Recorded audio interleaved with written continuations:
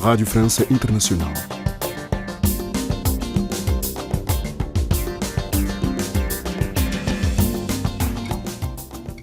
Bem-vindos à segunda parte da nossa emissão. Hoje é sexta-feira, dia do nosso Magazine de Desporto, da autoria de Marco Martins, mas já de imediato fique com a convidada de Carina Branco. Convidada.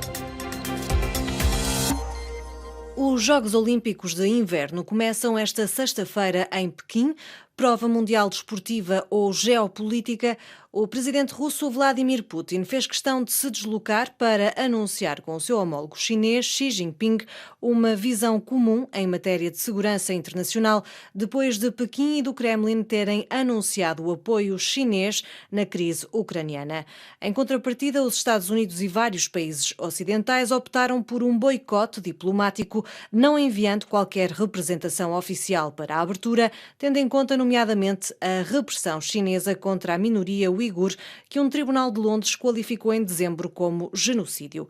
Teresa Nogueira, da Amnistia Internacional em Portugal, fala nestes Jogos Olímpicos como uma tentativa de branqueamento da violação dos direitos humanos na China. Isto é uma tentativa de branqueamento da violação dos direitos humanos na China. A China está a tentar utilizar os Jogos Olímpicos para mostrar a sua capacidade de realização e o poderio que tem e, eventualmente, tentar uma capacidade de chefia, pondo os direitos humanos completamente de parte, porque as violações continuam a ser enormes, cada vez maiores. Uma das principais violações que foi denunciada por diversos parlamentos que votaram resoluções e moções a falarem do genocídio é a questão da repressão sem precedentes contra a minoria uigur.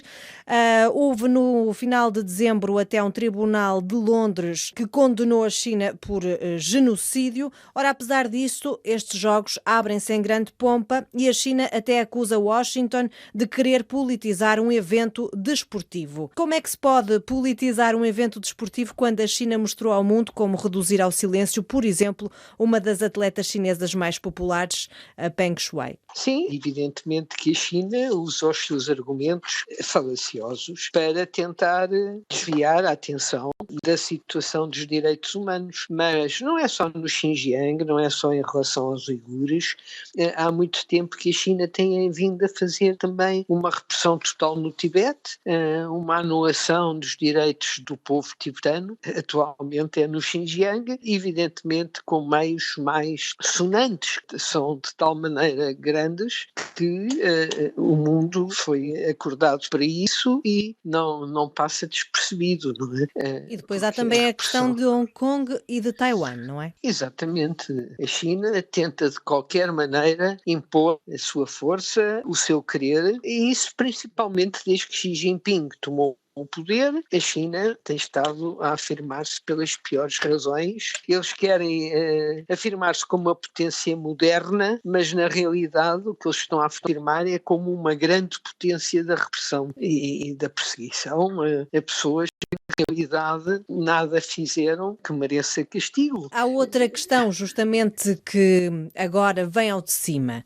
Xi Jinping e Vladimir Putin aproveitaram a cerimónia de abertura para se reunirem e fazerem o que chamam de declaração comum sobre a entrada das relações internacionais numa nova era, sublinhando a visão comum em matéria de segurança internacional, depois do Kremlin ter anunciado o apoio chinês na crise ucraniana.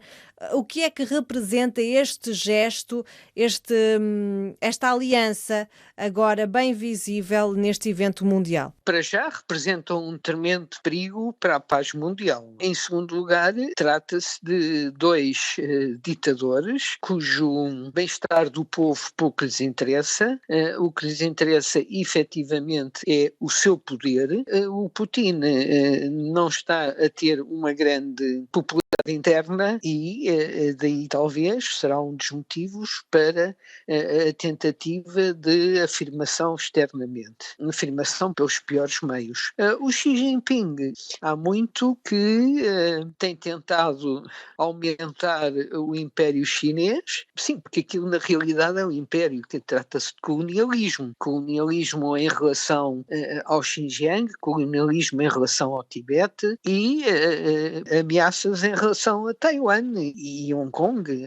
O Xi Jinping tem, por todos os meios, tem feito tudo para que todos os povos se lhe submetam. Lá está, mas agora a questão das tensões entre os ocidentais e a Rússia, tendo como pano de fundo uma hipotética invasão à Ucrânia, impôs-se aqui no calendário. Ou seja, esta é uma prova mundial desportiva ou geopolítica, os Jogos Olímpicos de Inverno em Pequim?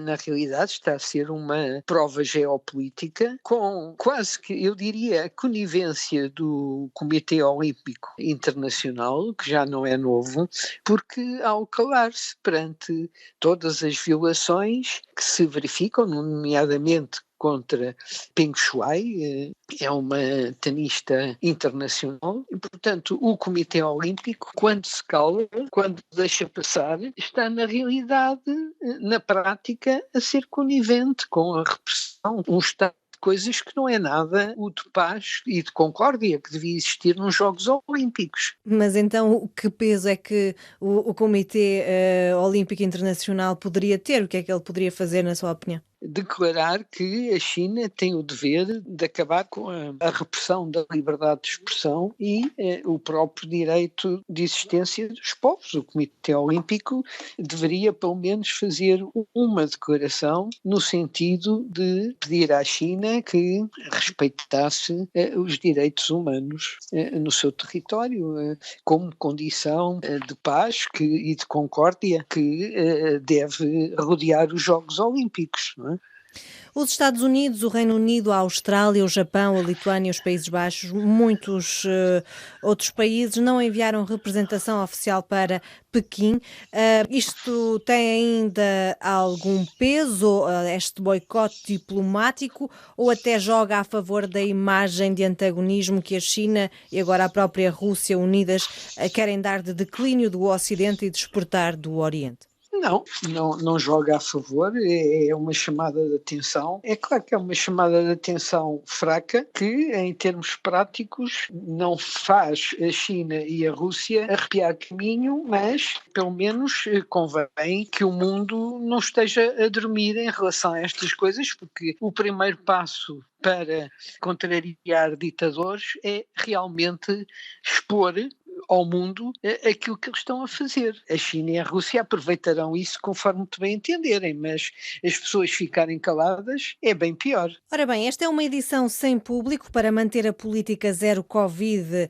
É uma autêntica bolha sanitária onde os atletas e as delegações são separadas do resto da cidade. A China isolou-se do mundo para limpar a imagem de que a pandemia começou no seu território.